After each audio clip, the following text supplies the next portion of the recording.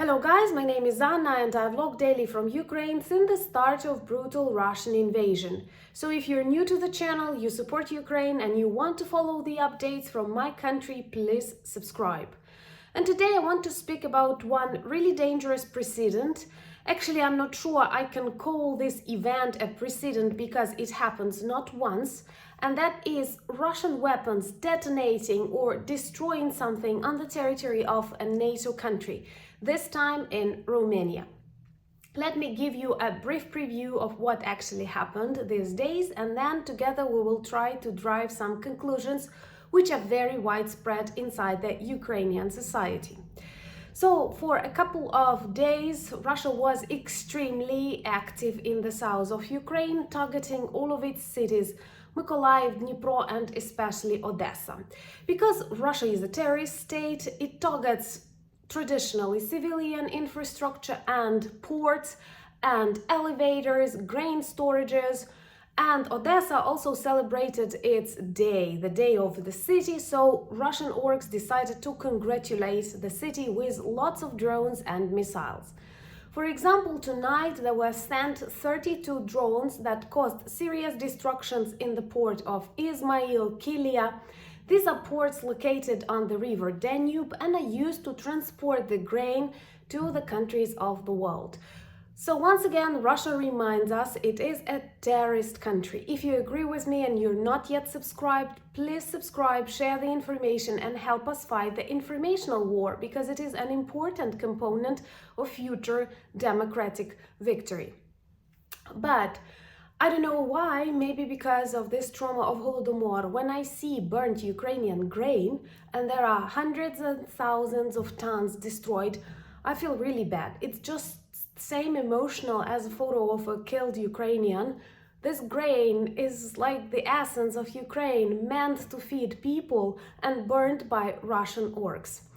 So they were targeting these ports, causing destructions, causing problems, and preventing Ukraine from earning the money that are needed, both for sustainability of the country and support of the military. Once again showing that Russia is not to invade, Russia is to erase Ukraine and then other democracies next to it. But we will not let it happen. So, the problem is that many of these ports are located in the south of Ukraine, which borders Romania. Romania is a member of the European Union and a NATO country that so far didn't react to Russian drones that exploded on its territory. It happened because of close location to Ukraine. Perhaps Russia lost some control over these drones. They flew to the territory of Romania, fell and exploded, causing danger, threatening the country and its people, and destruction.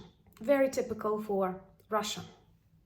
The problem is that we don't see any serious global reaction, and it is not the first time when Russian missiles or drones explode on the territory of NATO countries. I know a traditional answer will be, let's not escalate, but let's not forget that it is Russia who escalates. It is Russian drones that crossed the border of the NATO country, and a very bitter, but at the same time honest warning. Absence of reaction is also a reaction. And this absence of global reaction to various troubles that Russia causes on the territories of NATO countries is actually a signal to it. We're not ready to fight, we're not ready to react. Russia, you haven't still crossed the red line, so we will remain silent. We will do our best not to notice what happened tonight in Romania or a couple of months in other NATO countries. And actually this is sad and this is threatening, because in almost every of my video I remind you that Russia is a terrorist and Russia is a bully. Subscribe if you're not yet subscribed and help us fight this bully. And it is extremely important to start reacting, to start saying something at least to Russia, because absence of reaction is actually an important signal that we are not yet ready to fight, or we are not ready to react, and we are doing our best not to see what is happening. This is tragic and this is very wrong. I guarantee you from my Ukrainian experience, when annexation of Crimea went pretty unnoticed, this led to full-scale war in Ukraine. So, some water. Thank you for buying me coffees and becoming my patrons. That's important, but sometimes I drink simple water. So, it goes without saying that with this terrorist regime, Russia will continue shelling Ukraine, and as a result, many countries neighboring Ukraine may also be a danger. And your innocent people walking close to the borders of Ukraine, working close to the borders of Ukraine, may fall victims of Russian terrorist regime. What is the solution? Well, first of all, don't be afraid to target Russian missiles or drones that fly in the direction of your territory. This is not an escalation, this is a protection, and this is actually your duty for your people, protecting your people, not even Ukrainians, but people in your country who trust you. Also, provide Ukrainians with more air defense systems that we can use, because we lack them enormously. You may see that many of missile attacks are successfully stopped in Kyiv. Why? Because Kyiv is very well protected. Many other cities of Ukraine are not. Not because we don't like them, but because we don't have enough to protect them. We don't have enough systems. For example, now on the border with Poland, there are lots and lots and lots of Patriot Systems. They are not used because there is no need at the moment. And second, because I am very much worried, will they be used if needed, or will people be still trying not to escalate? But in Ukraine, they are very much needed, and if we have more, we will be able first to protect ourselves, but second to protect your air and stop Russian missiles that are traveling to your directions. Another thing, it was discussed a number of times. So possibly the countries that neighbor Ukraine could have used their air defense systems to shoot Russian missiles and drones above the territory of Ukraine.